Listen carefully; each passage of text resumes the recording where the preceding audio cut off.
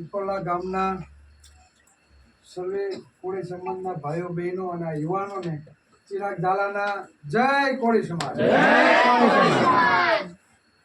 ખરેખર સમાજમાં જે ચિંગારી લાગી છે, ખાસ કરીને નવનીતભાઈ બાલદિયાનો જે બનાવ બન્યો અને આ તમારો જો હોકારો જે તમે જોયો ને, એ ખરેખર એકતા ત્યાંથી આ બધી આપણી ઊભી થઈ છે.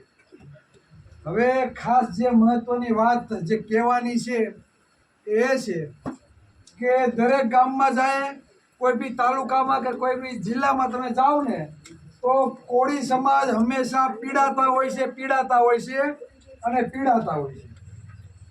કોઈ બી ક્ષેત્ર તમે જોઈ લ્યો તો બધી જગ્યાએ આપણે અન્યાય અને અત્યાચારનો ભોગ આપણે બનીએ છીએ. પહેલા એવું હતું કે રાજા રજવાડા જીતવા હોય ને તો તમારે માથા દેવા પડતા, ત્યારે તમે રાજ સત્તા ઉપર તમે કબજો કરી શકો.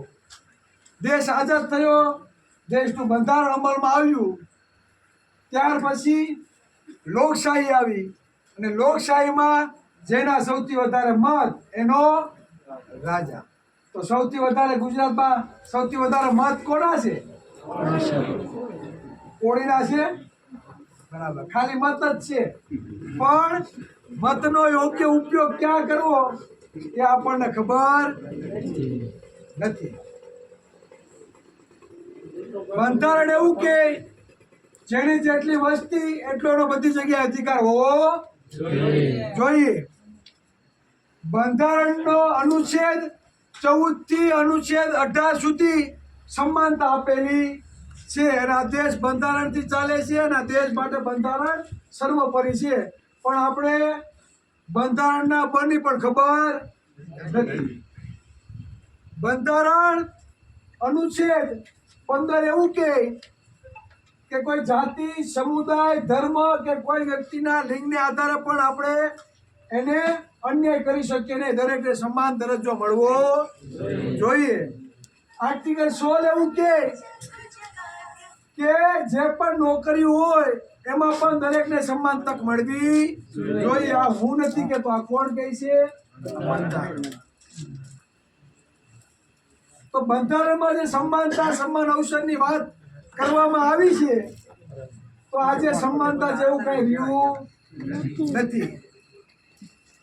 તમને ખ્યાલ ન હોય તો તમને કહી દઉં, તમારે પીપળાની તમને એવું છે કે અમારી જમીન ગઈ, તમને એવું છે ને અમારી જમીન ગઈ. તમે આવો કોક દી દક્ષિણ ગુજરાતમાં, તમને ગામડામાં લઈને જાઓ અને બતાવું કે સૌથી વધારે તમારી જમીન તો કાંઈ નથી ગઈ. દક્ષિણમાં આવીને કોળી પટેલોને પૂછો કે તમારી જમીનની હું હાલત કરી નાખી છે. આ વાસ્તવિકતા છે. શહેરીકરણના નામે એ લોકોને ખબર હોય કે આ ટીપી ખુલવાનું છે, આ એરોડ્રોમ બનવાનું છે, આ બુલેટ ટ્રેન નીકળવાની છે, એટલે શું કરે?